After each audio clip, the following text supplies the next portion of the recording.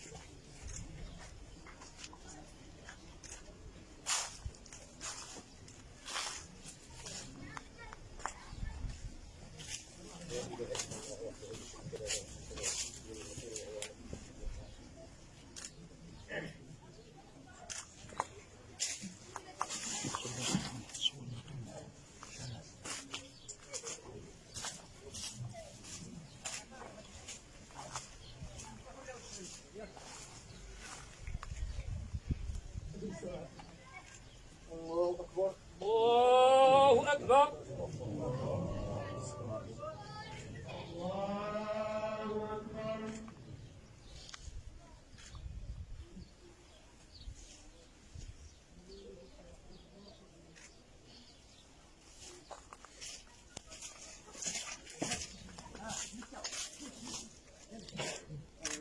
الله أكبر.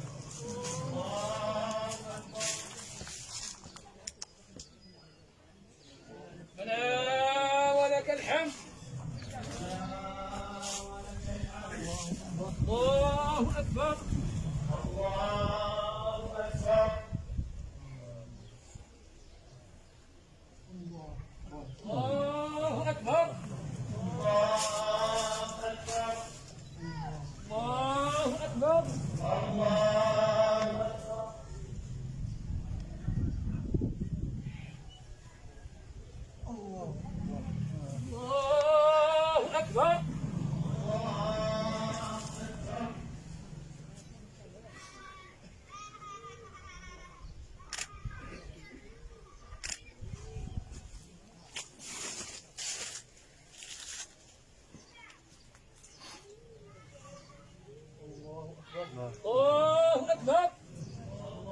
الله أكبر. ربنا ولك الحمد. الله أكبر.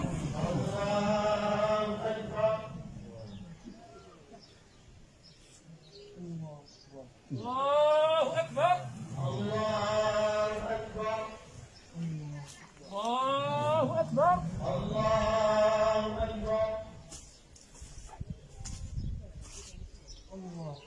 الله أكبر.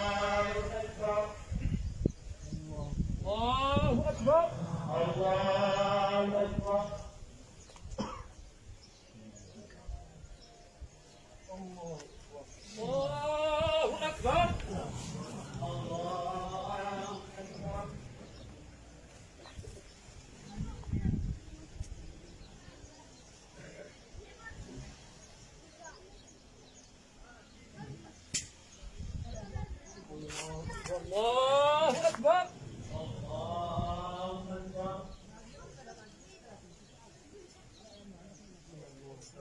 ربنا ولك الحمد. الله أكبر.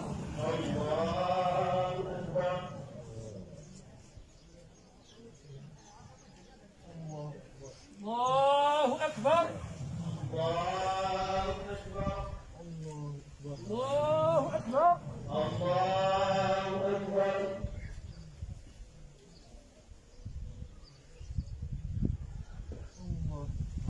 الله أكبر.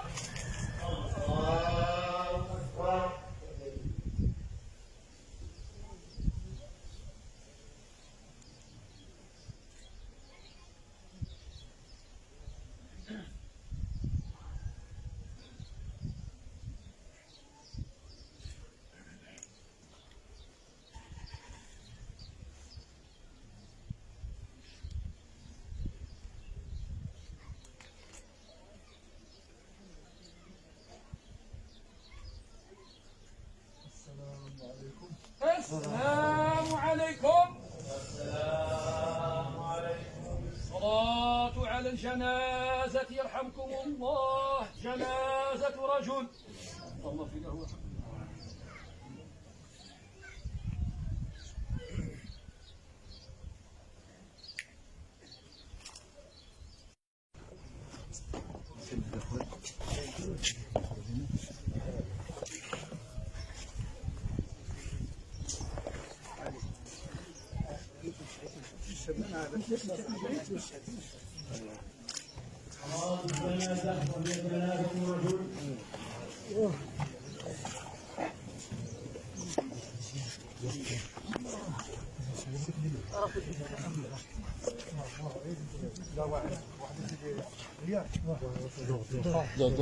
ولا سيدي اسمح لنا تسميحات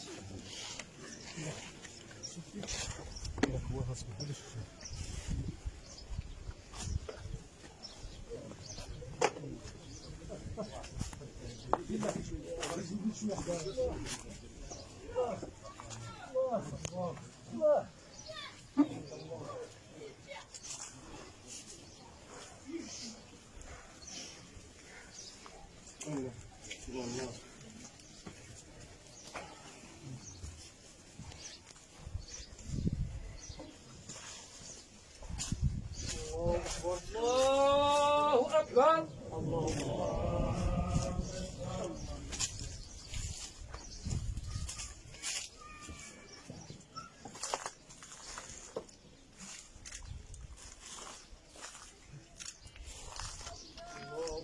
الله أكبر.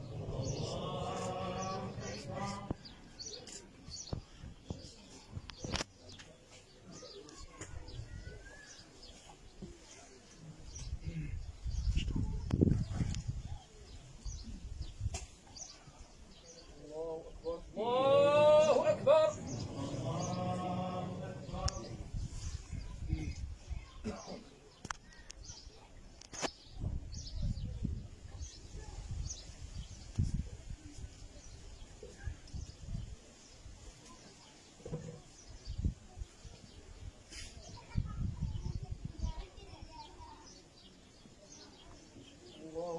الله أكبر.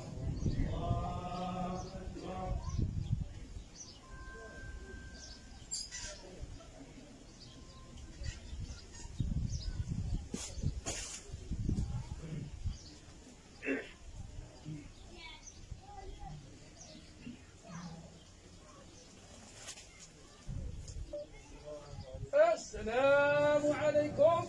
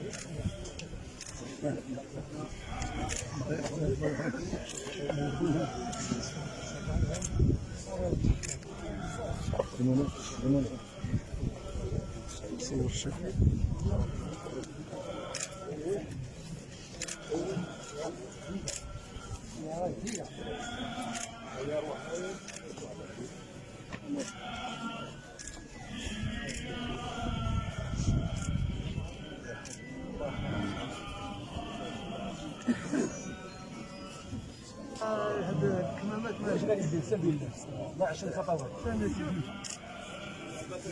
ايوا هذا كمامات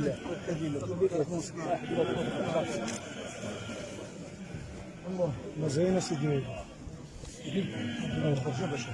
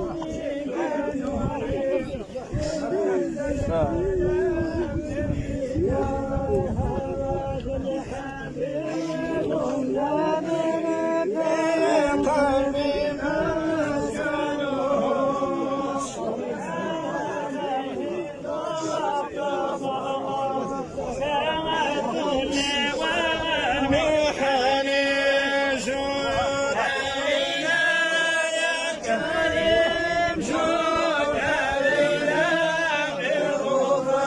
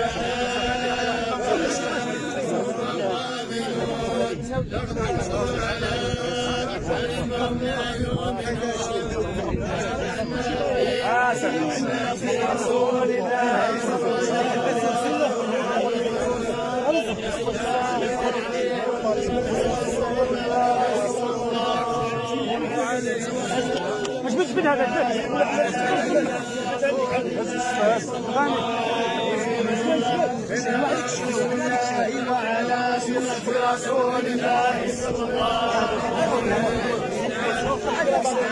وعلى سنة رسول الله صلى الله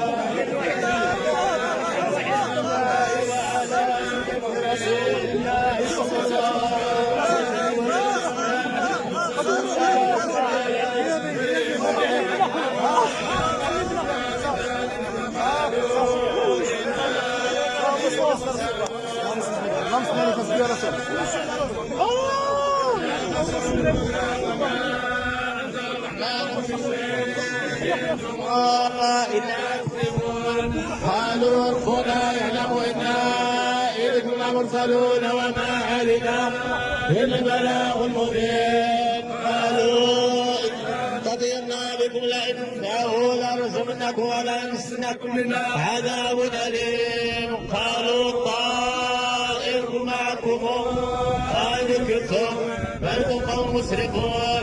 وجاء من أقصى المدينة رجل يسعى قال يا قوم اتبعوا المرسلين اتبعوا لا نسألكم ثم مهتدون. وما لي لا أعبد الذي فطرني وإليه ترجعون. أتخذ من دونه آلهة الرحمن لهم أزواج في ظلال على الأرائك متكئون لهم فيها فاكهة ولهم ما يدعون سلام قوم رحيم. ناجوا أيها المسلمون ألم أذلكم يا بني آدم لا تعبدوا الشيطان إنه لكم مبين واعبدوني هذا صراط مستقيم. ولقد كنا بكم شكلا كثيرا أفلم تكونوا تعقلون. هذه جهنم التي كنتم توعدون الصبح وبما كنتم تكفرون. اليوم نختم على أفواههم وتكلمنا أيديهم واشهد أرجلهم بما كانوا يكسبون. ولو نشاء لقصنا على عينهم فبصرا لمنا يبصرون. ولو نشاء ولمسناهم على مكانة فما استطاعوا مضيا ولا يرجعون. وقد نعمرهم بسوء الخلق أفلا تعقلون. وما علمناه الشر وما ينبغي له هو إلا ذكر وقرآن مبين لكثيرا كان حيا ويحيي القول على الكافرين. ألم يروا إنا خلقنا لهم مما عملوا إلينا أنعام فهم لها مالكون. قلناها لهم فمنها ركوبهم ومنها يأكلون فلهم فيها منافع ومشارب أفلا يشكرون. اتخذوا من دون الله آلهة لعلهم ينصرون له وننصرهم لهم محضرون. فلا يجزيك قولهم إنا نعلم ما يسرون وما يعلنون. هم يا إنسان إنا خلقناهم من نطفة فإذا هو خصيم مبين.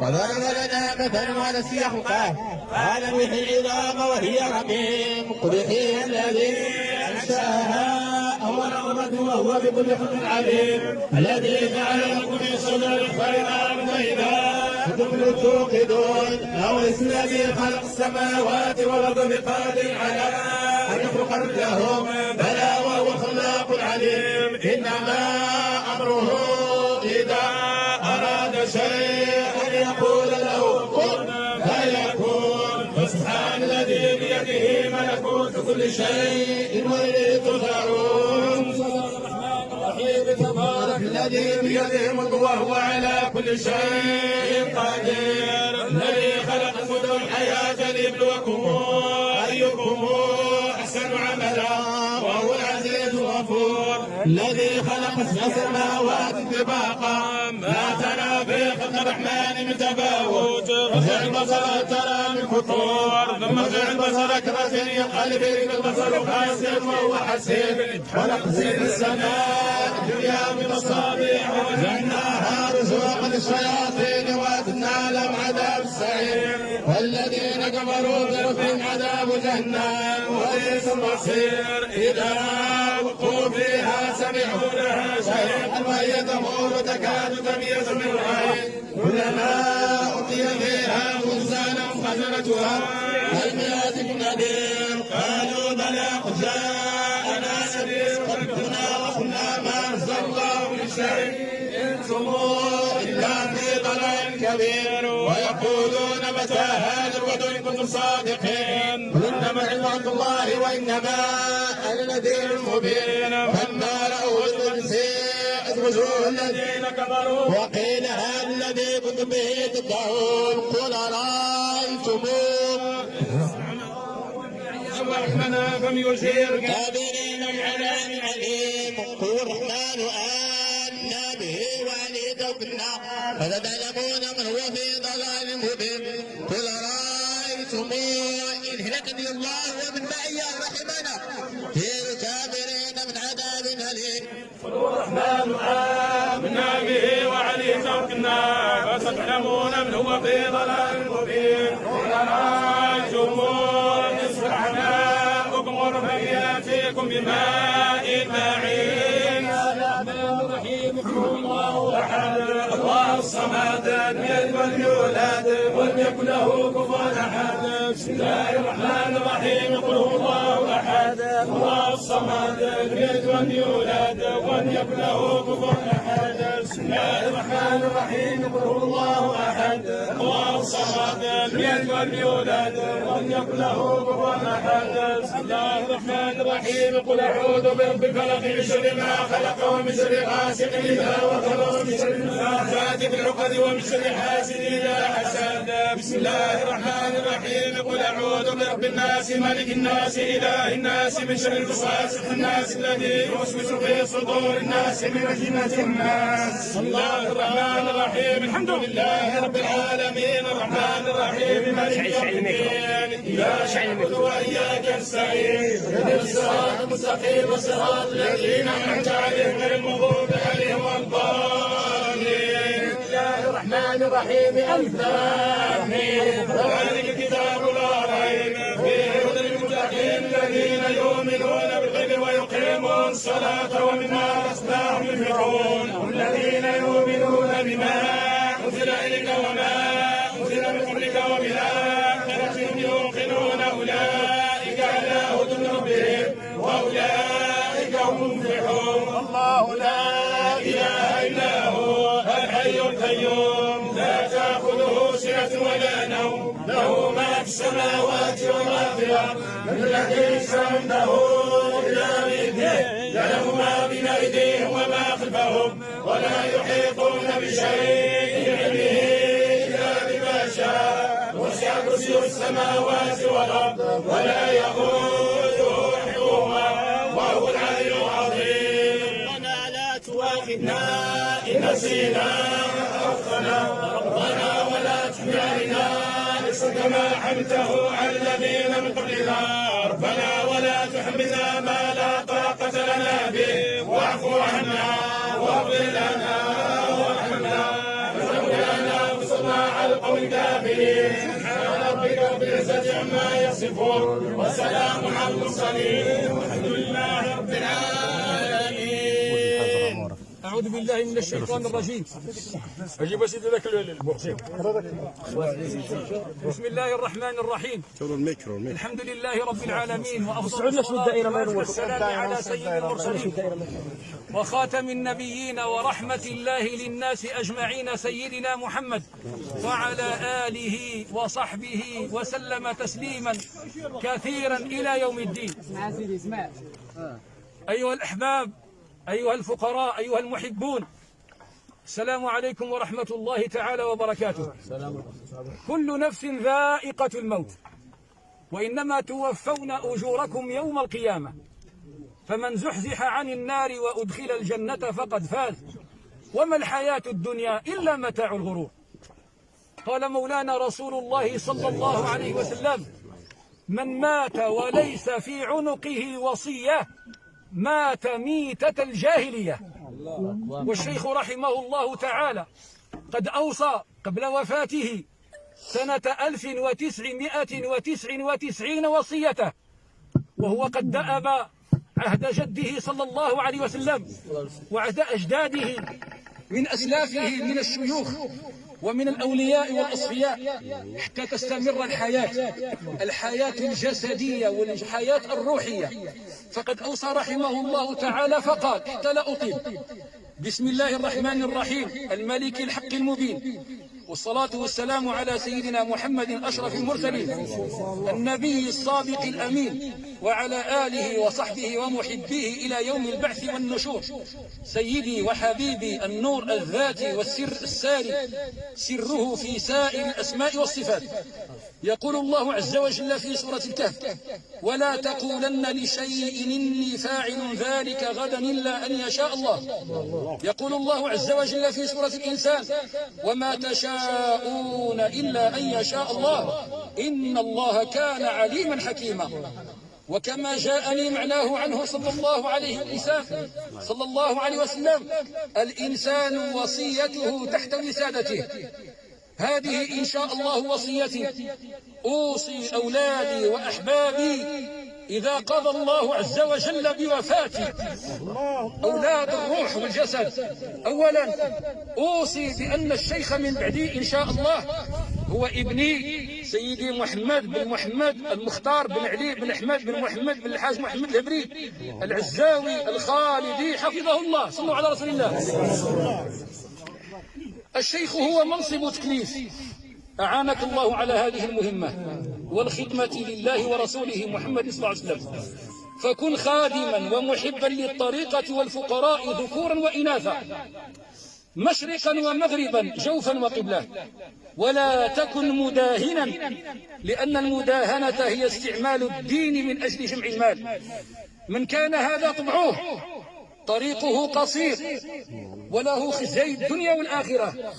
كن ورعا، كن زاهدا، كن ذاكرا، جالس الفقراء وذاكرهم واذكر معهم، قدم كل ما تستطيع بعون الله لخدمتهم وجمع شمل الطريقة الهبرية الدرقاوية، فنسبك متصل غير منفصل، تسلسل إلى رسول الله صلى الله عليه وسلم، من شيخ إلى شيخ، إلى سيد الحسن البصري، إلى سيدي علي كرم الله وجهه، إلى النبي الأكرم سيدي وقرة عيني حبيب الله محمد صلى الله عليه وسلم.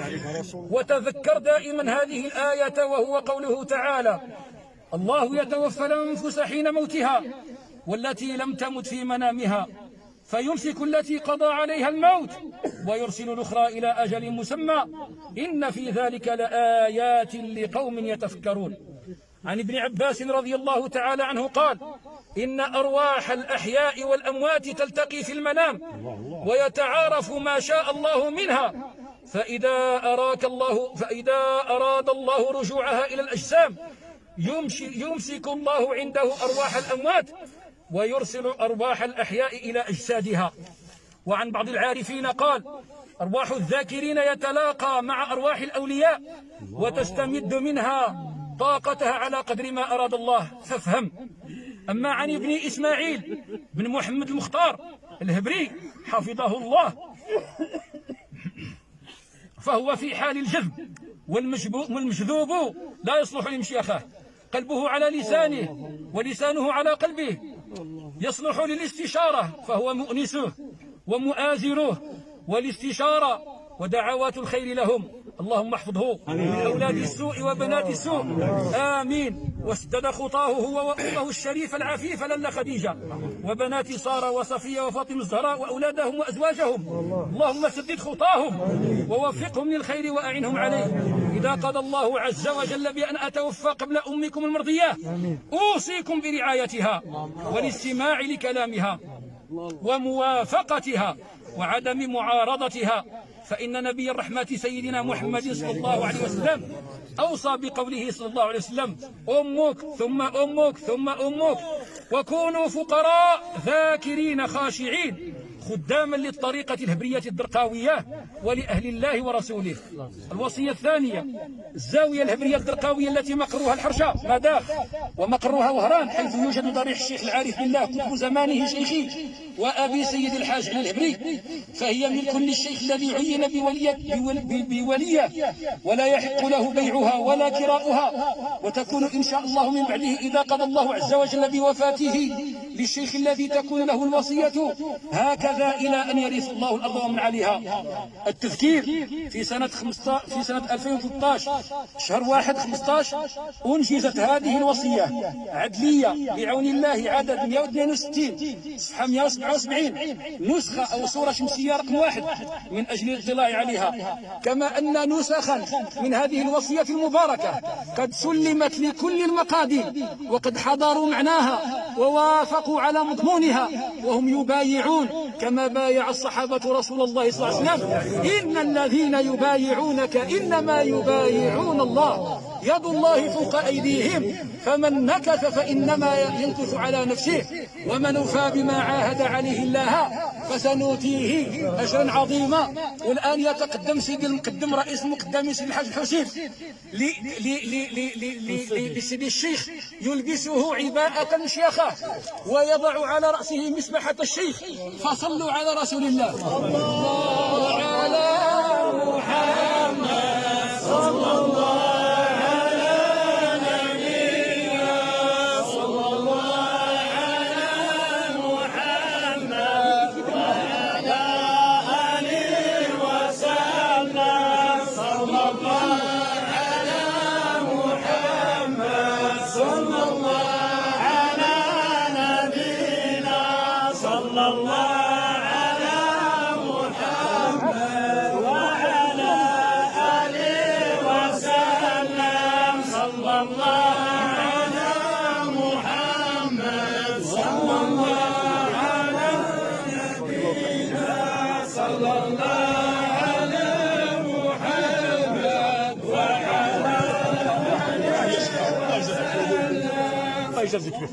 اللهم اجعل جمعنا هذا جمعا مباركا مرحوما، واجعل تفرقنا منه تفرقا سائغا من شر معصوما، لا تجعل اللهم فينا ولا منا ولا معنا شقيا ولا محروما.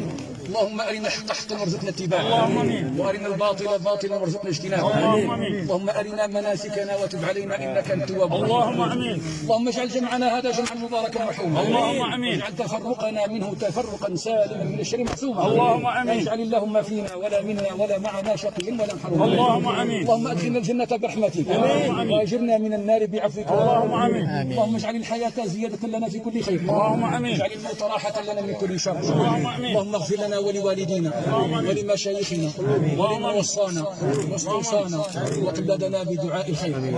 اللهم اغفر لحينا وميتنا صغيرنا وكبيرنا ذكرنا وانثانا حاضرنا وغائبنا. اللهم ان صاحبنا قد خلف الدنيا وراء ظهره وافتقر الى ما عندك. اللهم ثبت عند المسألة منطقه. اللهم لا تبتليه في قبره بما لا طاقة له به، والحق بنبينا عليه الصلاة والسلام. اللهم ان كان محسنا فزد في احسانه، وان كان غير ذلك فتجاوز عن سيئاته. اللهم لا تحرمنا اجراه ولا تفتنا بعداه، واغفر لنا وله. اللهم يمن كتابه ويسر حسابه، واجعل قبره روضة من رياض الجنة. اللهم انر له في قبره، اللهم وسع له في قبره مد بصره، واجعل قبره روضة من رياض الجنة. اللهم اجعل فراشه القرآن وغطاءه القرآن وأنيسه القرآن، واجعله يا رب شفيعا له يوم القيامة. اللهم أكرم أولاده من بعده، اللهم افرغ عليهم صبرا، اللهم ارزقهم الصبر والسلوان، اللهم اجرهم في مصيبتهم، واجرنا جميعا في مصيبتهم، واخلف لنا عليه خير منه يا رب. اجعل البركه في خلفه سيدي محمد علي، اللهم اجعله من الصالحين، اجعله من الذاكرين، اجعله من الصابرين، اللهم اجعله من الصابرين، اللهم اجعله من الصابرين، اللهم زدهم ولا تنقصهم، اللهم اجعلنا واياهم من المقبولين ومن الفائزين، اللهم ارزق اهله وزوجته وبناته واحبابه واصهاره الصبر والسلوان، اللهم اجعلنا من الشاكرين، اجعلنا واياكم من الذاكرين، واختم لنا بالسعاده التي ختمت بها لاوليائك الصالحين، اللهم اسقنا الغيث ولا تجعلنا من اللهم اسق عبادك وبهيمتك وانشر رحمتك واحمي بلدك الميت، اللهم اسق عبادك وبهيمتك وانشر رحمتك واحيي بلدك الميت، اللهم اسق عبادك وبهيمتك وانشر رحمتك واحيي بلدك الميت، اللهم اسقنا غيثا نافعا ولا تجعلنا من القانطين، اللهم اسقنا غيثا نافعا ولا تجعلنا من القانطين، اللهم اسقنا غيثا نافعا ولا تجعلنا من القانطين. اللي يشيعوا اللي يحضروا واللي يدعوا واللي اتصلوا الله يثبت الاجر ديال الجميع، اللهم لا تولي اي احد منا سوءا في نفسه ولا في دينه ولا في ماله ولا في اهله ولا في عاقبته، واجعل عاقبتنا شهاده ان لا اله الا الله سيدنا محمد رسول الله.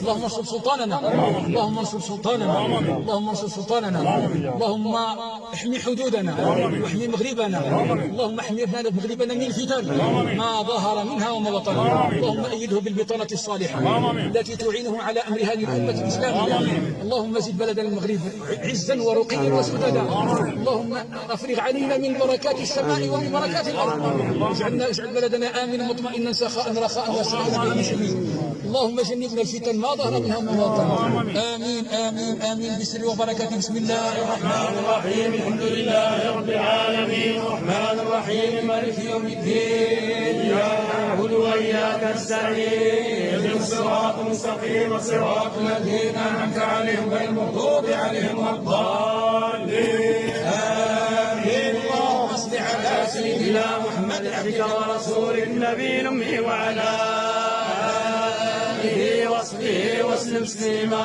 سبحان ربك رب العزه عما يصفون. يا عين الرحمن محمد، يا عين الرحمن محمد، يا عين الرحمن محمد، صلى الله عليه يا سيدي، يا عين الرحمن محمد، يا عين الرحمن محمد، يا عين الرحمن محمد، صلى الله عليك سيدي، طلع البدر علينا، طلع البدر علينا، طلع البدر علينا بثنيات الوداع، يا عين الرحمن محمد، يا عين الرحمن محمد، يا عين الرحمن صلى الله عليه وسلم، وجعل الشكر علينا.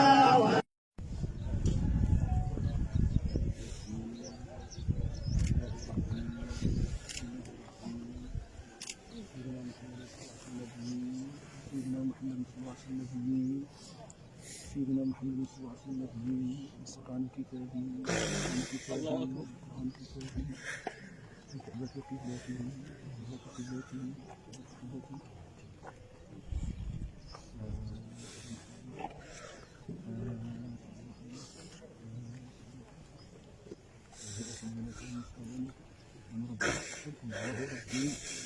الله ربي الله ربي بذات إليك النبي سيدنا محمد صلى الله عليه وسلم، سيدنا محمد صلى الله عليه وسلم، سيدنا محمد صلى الله عليه وسلم. إذا قيل محمد قل الإسلام ديني الإسلام ديني الإسلام ديني إذا قيل محمد القرآن كتابي القرآن كتابي القرآن كتابي إذا قيل لا كلمة الله ربي الله ربي الله ربي الإسلام ديني الإسلام ديني الإسلام ديني سيدنا محمد صلى الله عليه وسلم نبيي نبيي نبيي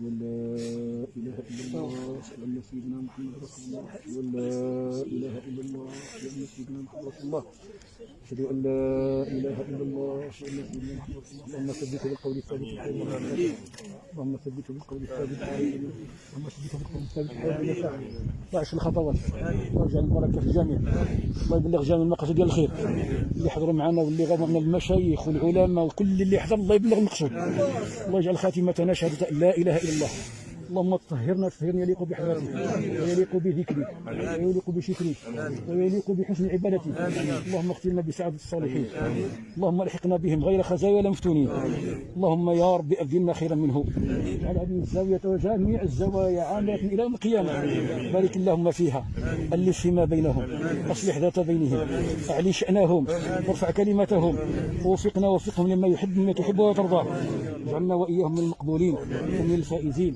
اللهم يا رب هذا الدعاء منك الإجابة وهذا الجهد عليك التكلان ولا حول ولا قوة إلا بالله العلي العظيم بركة بسم الله الرحمن الرحيم الحمد لله رب العالمين الرحمن الرحيم مالك يوم الدين إياك نعبد وإياك نستعين اهدنا الصراط المستقيم صراط الذين أنعمت عليهم غير المغضوب عليهم ولا الضالين آمين اللهم صل على سيدنا محمد عبدك ورسولك النبي الأمي وعلى آله وصحبه وسلم تسليما سبحان ربك رب العزة عما يصفون وسلام على المرسلين الله يثبت عمل لا إله إلا الله لا إله إلا الله الله يا مولانا لا إله إلا الله لا إله إلا الله لا إله إلا الله الله يا مولانا لا إله إلا الله لا إله إلا الله لا إله إلا الله شافعنا الناس اللي جمال